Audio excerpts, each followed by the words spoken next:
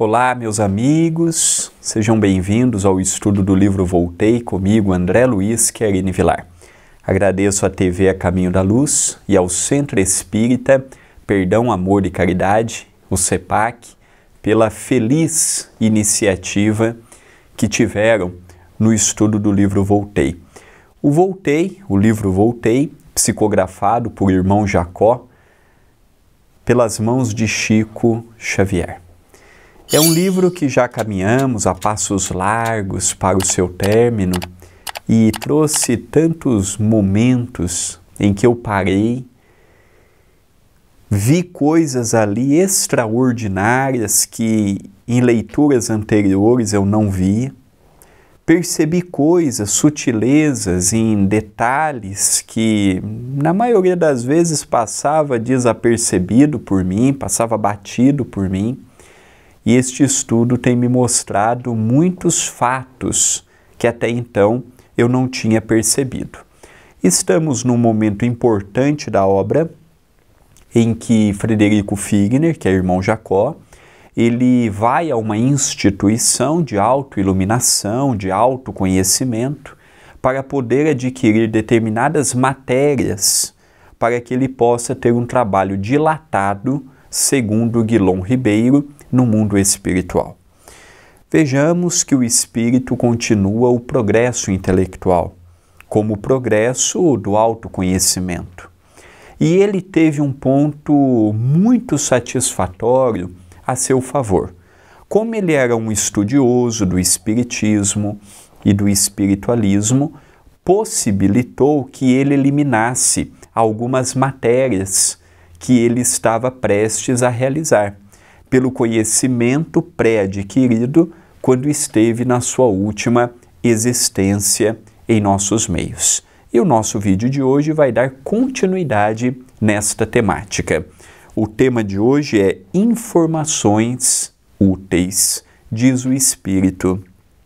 Vendo-me a sós, com o instrutor que me atendia, surpreendido, gravei suas palavras estimulantes e afáveis. Instrutor. Sempre teremos alguma pessoa a nos instruir.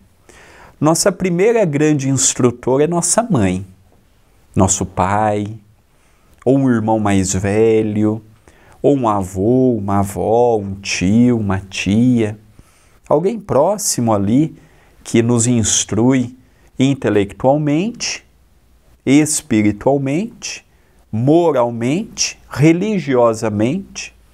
Quando entramos na escola, os nossos professores são instrutores da alfabetização. Quando vamos iniciar um emprego ou mudar de emprego, nós vamos ter aqueles instrutores que nos instruirão como funciona a empresa, como funciona o comércio, como funciona a função que desempenharemos.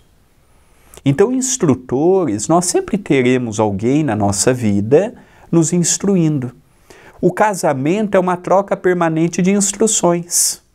Quanto que eu não aprendo com a minha esposa e o quanto que ela não aprende comigo.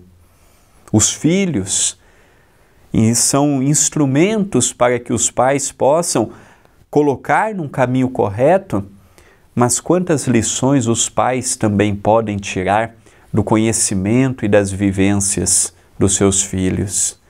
E aqui nós vemos Frederico Figner, que foi instrutor de muitas pessoas quando esteve encarnado, ele passando por instruído. Então os papéis modificam. Hoje eu ensino, amanhã eu aprendo e vice-versa. Sempre teremos alguém mais avançado do que eu, como sempre terei alguém menos avançado do que eu. Aquele que está numa posição de superioridade vem ao meu encontro para me ensinar. E aquele que está numa posição de inferioridade vem ao meu encontro para aprender. O grande problema quando passamos no seio da encarnação é crermos que o conhecimento que amealhamos já é o suficiente. O que eu sei já está de bom tamanho, já está muito bom, e paro no tempo e paro no espaço. O que naturalmente não denota a grandeza de um espírito. O espírito que procura se instruir, tanto nas questões das matérias, cujo a intelectualidade nos ensina, é fundamental, mas principalmente nas matérias do espírito. Solidariedade, amor, paciência. Então essas matérias que poucas vezes damos a importância que ela merece, é no mundo espiritual que temos que passar pela autoiluminação, o que poderemos já estar começando no agora. Continua o espírito amigo. Revelava-se sinceramente interessado em auxiliar-me. Então aquele professor, ele estava ali demonstrando a Frederico Figner uma vontade de auxiliá-lo em suas necessidades. Mostrar um caminho ou apresentar a matéria com olhos que até então ele não via. Então André Luiz nos fala muito nas suas obras da importância de observarmos os detalhes, a importância de termos um olhar crítico perante nós, a importância de termos um olhar misericordioso no lado em que vivemos.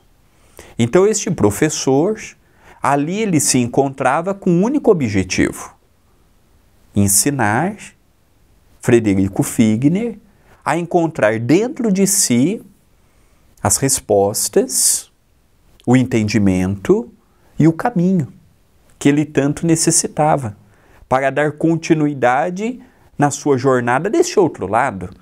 Morrer é fácil, todos nós morreremos, mas estar habilitado a viver na outra dimensão não é tão fácil. E agora eu nem falo do público que não é espírita ou espiritualista. Mesmo nós, espíritas ou espiritualistas, vemos a dificuldade em vivermos sem o corpo físico. Falamos da morte quando falamos, mas não nos preparamos para ela. Falamos da vida espiritual, mas não nos preparamos para ela. Então, podemos sim ter uma repercussão diferente da que temos. E a pandemia foi muito clara em nos mostrar que nos preparamos para muitas coisas, menos para a morte. Quantos não apavoraram? Quantos não perderam grandes oportunidades de dar testemunho da própria fé? São as escolhas da vida.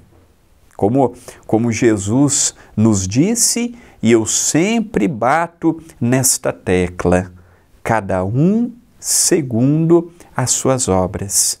Frederico Figner fez o que podia na sua época, o que estava ao seu alcance, e ele teve a oportunidade de passar por um centro de instrução, como o que ele nos narra no dia de hoje.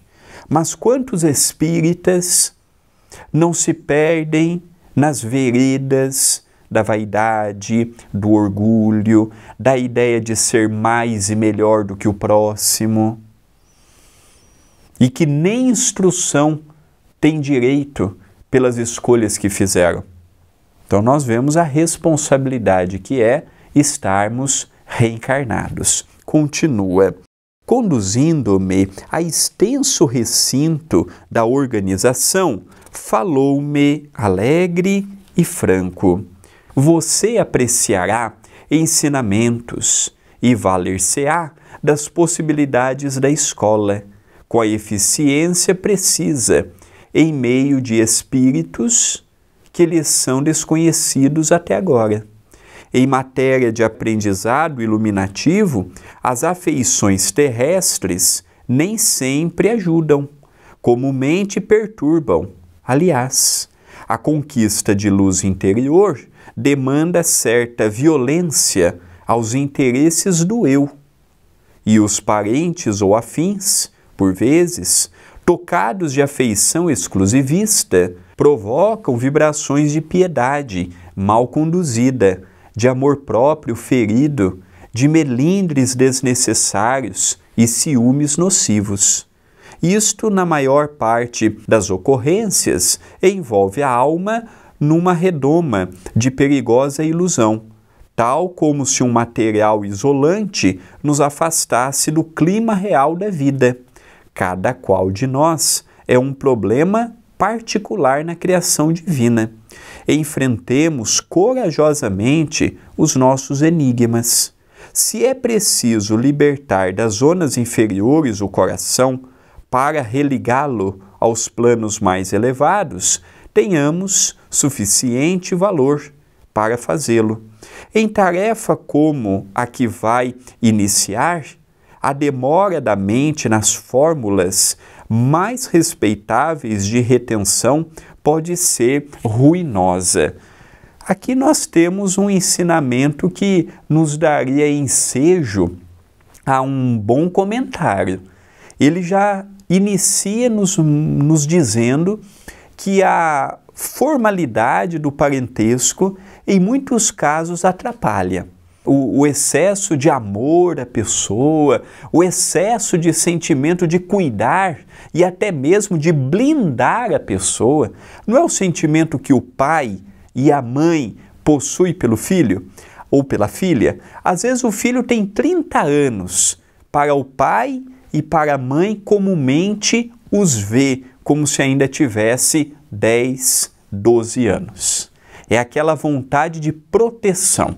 Então ele diz que era necessário que ele saísse de próximo de Marta, do próprio irmão Andrade, dos próprios amigos que estavam ao seu lado, para que ele pudesse estar num meio desconhecido, haja vista que ele não conhecia nenhum daqueles que estavam junto dele, para que ele pudesse se libertar daquelas afeições que, quando não bem sintonizadas, podem trazer um sofrimento desnecessário. E é curioso que o sentimento, ele anda numa linha tênue, o amor e o ódio. O ódio nada mais é do que o amor não correspondido. Ninguém odeia sem antes ter tido algum mínimo vínculo com a outra pessoa. Ah, eu não fui com a sua cara, não gosto de você, mas a pessoa te fez algo? Não, não me fez nada, mas eu não gosto da pessoa. Então nós temos que trazer o passado e vermos que muitas vezes caminhamos juntos com aquela pessoa e em dado momento traímos a confiança da pessoa ou a pessoa traiu a nossa confiança. Ninguém ama como ninguém odeia simplesmente por olhar a pessoa e falar, eu não vou com a sua cara. Nossa, a pessoa é tão legal comigo, tão fraterna, de boa. Nossa, parece que eu conheço a pessoa a vida toda. Não, não existe uma ligação assim simplesmente por olhar e sentir afeição ou sentir antipatia. E aqui ele nos fala que as afeições familiares, quando positivas, se não bem sintonizadas, pode trazer um desfavor para o próprio candidato à autoiluminação. Por mais que eu ame, por mais que eu queira bem, por mais que eu queira que as pessoas progridam ao meu lado, eu não posso tirar da pessoa o que ela tem a necessidade de passar.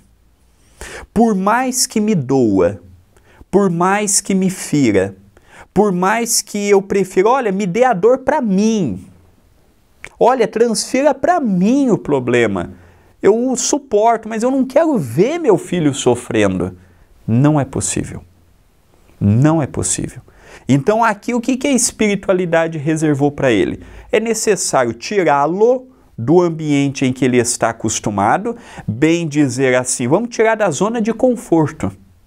Quando estamos na zona de conforto, o espírito tende a, num dito bem popularzão, a correr atrás do próprio rabo. Agora, quando eu saio do meu meio e eu passo a ter que fazer novas amizades, ter novas ligações, criar novos vínculos, não vou ter as pessoas que vão querer pegar a minha dor para elas, como se o problema fosse delas, aí eu tenho a oportunidade de ter um crescimento maior. Por isso que ele diz para nós, em determinado momento, a conquista de luz interior. Eu não posso conquistar a luz pelo outro, como eu não posso conquistar a luz para o outro. A conquista é minha, é pessoal, é intransferível. Eu não transfiro, eu não transmito, eu não lego, eu não passo por herança, tanto quanto não recebo de herança a autoiluminação. Então, quando ele nos fala aqui, o benfeitor amigo, a conquista de luz interior, para que eu conquiste algo, eu tenho que correr atrás. Chico Xavier levou séculos, quiçá milênios, para chegar na posição espiritual em que ele está. Olhamos o Chico assim, imaginamos assim, que beleza, seu Chico, olha que trabalho bonito que ele possui, que ele tinha, olha o que ele fazia. Foi uma conquista dele. Aquela paciência, aquela humildade, aquele amor, não veio de graça. Nós temos a ideia de que o espírito evoluído herdou de Deus as facilidades. Não, tudo que nós temos são conquistas. Só que a palavra conquista, ela se encaixa no ponto positivo da evolução, como também no campo nocivo da evolução. O orgulho é uma conquista. A vaidade é uma conquista. O egoísmo é uma conquista. Só que para que eu me torne amor, eu tenho que desconquistar o orgulho, a vaidade, o egoísmo, o amor próprio, a arrogância. Não tem como eu construir as paredes do homem novo tendo como base o homem velho. Por que a maioria das pessoas começa um trabalho bonito na seara do bem, seja qual religião for, passa um tempo nós perguntamos, cadê fulano? Fulano parou, cansou, deixou a atividade, porque quer construir o homem de bem sob o alicerce do homem velho. Então, muitas pessoas perguntam, André, como é que está a conquista do seu amor, a conquista da sua humildade, a conquista da caridade? Eu disse, eu ainda não comecei. Porque antes de eu tratar qualquer virtude, eu tenho que tratar as minhas vicissitudes. Do contrário, eu vou mesclar amor e ódio. Do contrário, eu vou mesclar orgulho e humildade. Do contrário, eu vou mesclar caridade e egoísmo.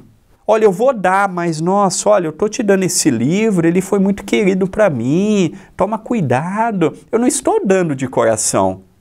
Então, antes de eu pensar ser qualquer coisa no lado do bem, eu tenho que desconstruir aquilo que eu ergui no lado do mal. Agora, aquilo que eu já construí no lado do bem é fortalecer. Então a nossa vida é o quê? Uma construção e uma desconstrução. Por isso que falamos de reforma íntima ou reforma moral. Aquela casa virgem que eu tive no início da minha evolução, tendo como base a simplicidade e a humildade, nunca mais eu terei. A partir do momento que eu cheguei na fase hominal e saí do primitivismo da fase hominal, ali sim eu comecei virgem a minha evolução. Já foi. Não é mais fácil construir do que demolir e erguer? Então, quando você constrói, você tem o terreno, você tem a planta. Só que nas nossas primeiras existências, poucos foram os espíritos que já começaram a sua evolução ascensionalmente para a luz. A maioria, como é o meu caso, por exemplo, conhecia o orgulho, conhecia a vaidade, conhecia o egoísmo, conhecia a arrogância, conheci a soberba e me perdi nesses caminhos. E hoje, às duras penas, estou colhendo os frutos do meu homem velho. Mas, ao mesmo tempo, já compreendendo que eu não sou uma vítima. E que se eu for trabalhar com a palavra vítima, eu sou vítima do meu próprio eu.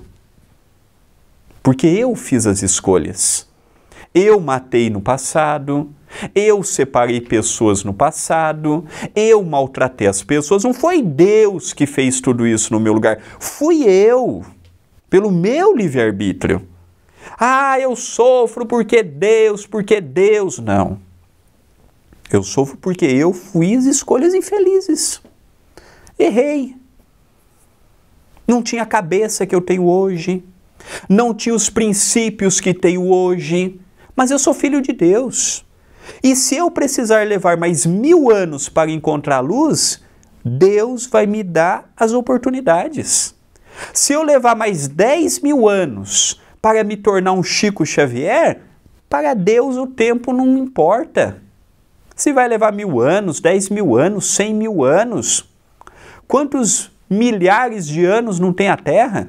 Para agora termos um corpo funcional, a idade média na época do Cristo era 30, 40 anos. A idade média na época de Kardec, uma pessoa de 60 anos já era uma pessoa velhíssima. Hoje já estamos chegando bem com 80 anos, com 90 anos.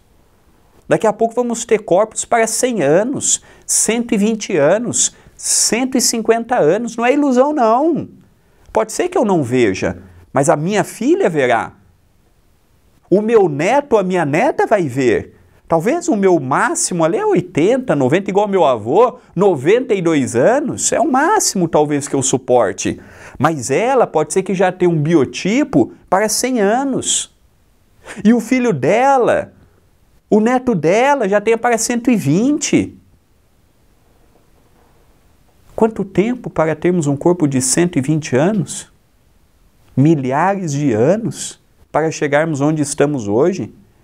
Então a evolução ela é muito lenta. Às vezes a gente quer, eu vou mudar o mundo. Não, não vai mudar o mundo. Oxalá, uma palavra muito conhecida na Umbanda, oxalá nós conseguirmos mudar nós. Quanto mais o mundo. Quanto mais o mundo. Então essa parte que ele nos fala da conquista, eu achei fantástica. A conquista de luz interior demanda certa violência aos interesses do eu. Então às vezes o meu interesse não caminha com a proposta que o trabalho me oferece. Por isso que eu sofro. Porque em vez de eu me encaixar na vida, eu quero que a vida encaixe em mim. Eu chego no emprego, eu quero que o emprego se adeque a mim. Aí eu me torno infeliz, porque o emprego não vai mudar por conta de mim. Se amanhã eu sair, tem mais 50 para fazer a minha função. Eu chego num centro espírita, eu não quero me adequar ao centro espírita. Eu quero que o centro espírita se adeque ao meu dia, ao meu horário. Eu quero que os espíritos mudem o planejamento deles para se adequar a mim. Então nós estamos percebendo, a conquista de luz demanda certa violência do eu. Duro. Crescer, evoluir, aprender, não é fácil. Não é pelo amor, olha, vamos amar como num jardim de infância, todo mundo correndo, brincando, feliz da vida. Evolução não é um jardim de infância, um playground, uma colônia de férias. É difícil, às vezes dolorido, a existência sofrida. E é o que ele tem nos mostrado hoje. Continua. Fitei o interlocutor esperançoso e contente. E talvez porque me observasse o juvenil anseio de aprender com proveito, bateu-me paternalmente nos ombros e rematou sorrindo: seja feliz. Lembre-se de sua necessidade de transformação salutar e prossiga fortalecido e sereno. Belíssimas palavras. Ele não apontou erro para Frederico Figner, ele não diminuiu o valoroso companheiro e ele disse, olha, está em tuas mãos. Se você vai ficar aqui uma semana, um mês, um ano ou 10 anos, está em tuas mãos. Quanto mais você se dedicar, quanto mais você se abdicar do seu eu, e quanto mais você sublimar os seus interesses, menos tempo você passa aqui. O tempo, quem faz somos nós, quando eu falo de evolução. Eu tenho em Chico Xavier um ícone, abaixo de Jesus Cristo é o meu maior referencial. Está em minhas mãos eu escolher quanto tempo levarei para me tornar um Chico Xavier. 1000 anos? 2000 anos? Vai do meu esforço. Eu não preciso de Deus, eu não preciso de Jesus, com toda a modéstia e humildade, eu não preciso de ninguém para evoluir. É o meu calar. As pessoas do meu lado complementarão. Agora, está em minhas mãos não responder. Está em minhas mãos não pensar mal do próximo. Está em minhas mãos não desejar o que o próximo possui. Não dependo dos outros, dependo de mim. E aí sim, quando eu compreender a engrenagem da vida e entrar nela sem querer que os outros mudem, que o trabalho mude, que o templo de oração mude por conta de mim, como se eu fosse muito importante, aí eu entendo os sinais da vida. A vida nos dá sinais todos os dias, como eu dei um exemplo recentemente no Pão Nosso. Quando pegamos um carro, principalmente esses modernos, carro, moto ou qualquer equipamento eletrônico desses novos, quando há alguma incompatibilidade, ele acusa, olha, falta de óleo, falta de água no motor, falta disto, falta daquilo, é uma luz que acende no painel. Diariamente as luzes da nossa existência acendem. Agora, se eu vou ter humildade para reconhecer, é outros 500. Se eu vou ter humildade para ver, é outros 500. Se eu vou ter olhos para enxergar, ouvidos para ouvir e cabeça para mudar, outros 500. A oportunidade está em minhas mãos. Agora, o que eu vou fazer dela está dependendo do meu esforço. Vou valorizar, vou aproveitar, vou trabalhar. Ah, tá difícil, mas não importa. Porque o que eu não quito hoje, eu quito amanhã. Boleto espiritual não se quita com pedido de desculpa. A espiritualidade leva em conta. Um exemplo é o meu pai. Na ficha kármica dele estava escrito ficar cego dos 2 olhos.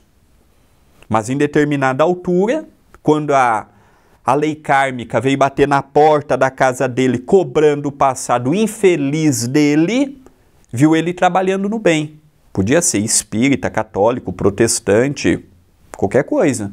Viu trabalhando no bem. Com amor, com desinteresse, com as suas inúmeras imperfeições, porque está muito longe de ser perfeito. Ó, na ficha aqui está que ele precisa resgatar e ficar sem os 2 olhos. Ah, mas não está trabalhando no bem? Perfeito. Tira um e poupa o outro. Se daqui a algum tempo nós formos fazer uma reavaliação e ele descambou, abandonou trabalho, abandonou isso, abandonou aquilo, adquiriu dívidas morais, aí sim fica cego do outro olho. Estão vendo como é que o mecanismo divino ele nos envolve paternalmente? Agora, eu não tenho olhos para ver a existência. Eu não tenho ouvidos para ouvir os conselhos. Eu não tenho a perspicácia de compreender que o que está em jogo é a minha evolução. Eu vou evoluir como? Por osmose? Eu vou evoluir como? Assistindo uma live por mês? Por semana? Por dia? É o enfrentamento das lutas. É o gerenciamento de problemas que vai nos auxiliar. Então o que o espírito amigo diz para ele? Seja feliz. Hoje a felicidade está passando longe, longíssimo das pessoas do nosso lado. Hoje é problema de toda ordem, desequilíbrio de toda ordem, Então ele já iniciou a frase dizendo, seja feliz. Continua o espírito amigo. Daí a instantes, tomava lugar entre os assistentes. Nenhum conhecido, nenhum laço que me fizesse retomar mentalmente o passado. Soube, aliás, mais tarde, que esse característico da instituição é providencial. Ainda não nos achamos num campo de amor equilibrado. A herança do círculo consanguíneo, da simpatia incondicional, do grupo sectário ou do impulso preferencial ainda nos acompanha intensamente à esfera em que me reajusto. A autoridade superior nos permite conservar semelhante patrimônio em sua feição venerável de inclinação construtiva, durante o tempo que disputamos, todavia, no regime de aclaramento espiritual, é prudente agir contra qualquer situação exclusivista. Daí a conveniência da congregação de elementos neutros entre si, porque a amizade que aí se estabelece não tem os resquícios da paixão terrena, que mesmo em seu aspecto formoso e nobre, dentro do qual é aproveitada na elevação de nível cultural e sentimental do mundo, funciona contra a harmonia da mente, sem a qual é impossível acender a própria luz. Então os espíritos aqui dizem, olha, é necessário você temporariamente estar longe da família. Mas não fica por aí. Eles esclarecem e dizem o porquê. Olha, você não vai ficar junto com eles porque queremos que assim seja. Não. Ele diz algumas coisas que realmente nós vemos na nossa vida prática. Círculo consanguíneo. Ah, é meu pai, é minha mãe, é meu irmão, é meu tio, é meu avô. Simpatia incondicional. Nem sempre passamos pelo crivo da razão por termos os laços afetivos. Impulso preferencial. É o meu filho. Eu tenho que trabalhar com ele incondicionalmente. Mas às vezes o teu filho pode ser um criminoso. Às vezes o teu filho pode ser um delinquente. Às vezes o teu filho pode estar no caminho errado. E não é porque é o teu filho que ele não está dotado de chagas a serem trabalhadas. Grupo sectário, impulso preferencial. Então aqui ele já nos dá algumas dicas do porquê é necessário e oportuno separar temporariamente. Queridos amigos, estamos chegando ao término de mais um vídeo, de mais um estudo do livro Voltei. Agradeço a todos que estão me acompanhando pela TV A Caminho da Luz e pelo Centro Espírita Perdão, Amor e Caridade e peço humildemente a sua ajuda para o canal. Se inscreva no canal, habilite as notificações neste vídeo, dê o gostei, comente no vídeo. Se você puder se tornar membro do canal, estará ajudando as nossas várias frentes de trabalho assistenciais que temos junto ao CEPAC. Então a sua colaboração ela é muito importante para o nosso canal. Votos de muita paz e até o nosso próximo encontro.